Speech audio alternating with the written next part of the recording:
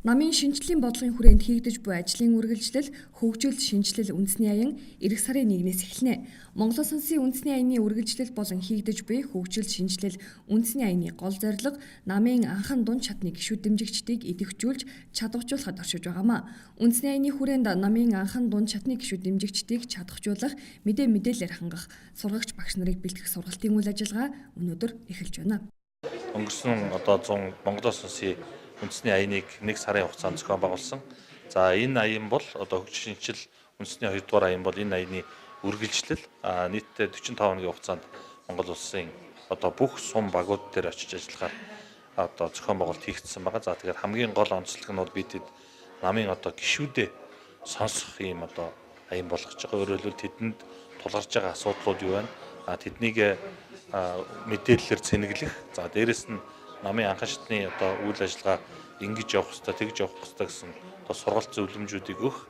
За тэгээд эцэст нь бол гишүүд арчсан нам шинээр илэрхийлэх гишүүдийг бол бас тоог нэмэгдүүлэх, гишүүнчил нэмэгдүүлэх гэсэн ийм үндсэн гол онцлог зорилттой ажил аян байна. 2 өдрийн турш үргэлжлэх сургалтанд баруун бүсийн 5 аймаг, төвийн бүсийн 4 аймгийн намын дарга нар болон үндэсний бодлогын хорооны гишүүд оролцож байна.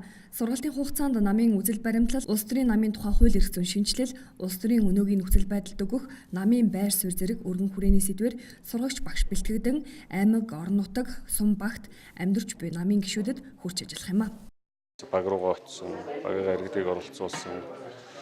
Ер нь төрөөчийнхаа энэ олон аймагуудаар хэрэгжсэн тэр туршлагуудыг бас нэгтгээд ер нь шинэс сэтэл санаанууд орж ирсэн учраас нэрээ илүү өвдөлтөй явах болов гэж бодож байна. Ер нь намын гишүүд дээр очиод уулзаад энэ нийгэм болж байгаа болохгүй байгаа энэ зүйлүүдийг ярихад бол иргэдлүүд маш их санал гомдолтой байна.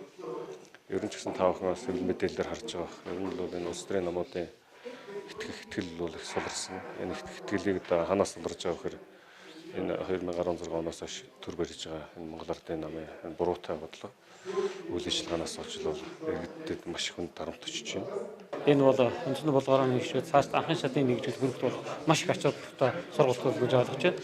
Хамгийн гол нь бидээс бол анхан шатны болон дунд шатны бол нэгжүүлэхэд бол нэлээд анхаарах ёстой. Өнөөдөр бол бидээс бол 20 онд бол засаг барих, эрх барих хүчний хувьд өнөөдөр бол энэ бол маш их төв сургалт болсон гэж ойлгож байгаа. Ингээд анхан шатны сургалтанд бидээс бас энэ аяны Монголоос улсын аяны 2 аяныг бол зохион байгуулна. Ингээд бидээс 11 сарын 1-ээс 12 сарын 10-ны хооронд 40 оны хугацаанд зохион байгуулах ёстой. Урдлын аян маш идэвхтэй маш ард түмнээс маш их санал хүсэлт шүүмжил гарч ирсэн.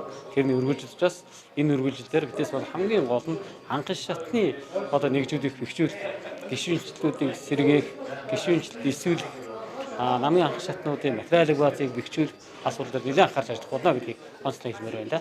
Албан ёсоор бодлогын ном боллоо гэдэг албан ёсоор зарласан. Ерөнхийдөө арчсан ном бол бодлогын албан ёсны салбар 16 зөвлөлтэй. Энэ 16 зөвлөл маань байнгын үйл ажиллагаатай. Үндсэндээ салбарын өнөөдрийн нийгэм байгаа, эдийн засагт байгаа, тийм ээ. Улс орны энэ бодлогын асуудлуудыг бид бүхэн бас хилцэж тодорхой шийдвэрүүдийг гаргадаг тасралтгүй үйл ажиллагаатай явж байна.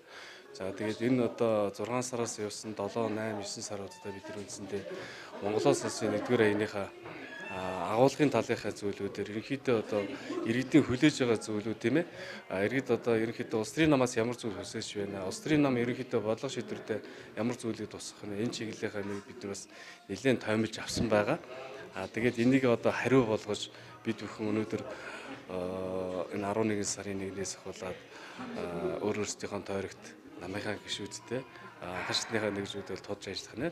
Хөгжил шинжилэл үндэсний аяны хүрээнд сургагч багш нарыг бэлтгэх сургалт эх сарын 1-ний өдрийг хүртэл үргэлжилж 21 аймаг, 9 дүүргийн намын хорооны дарга нар болон үндэсний бодлогын хорооны гишүүд хамрагдах юм а.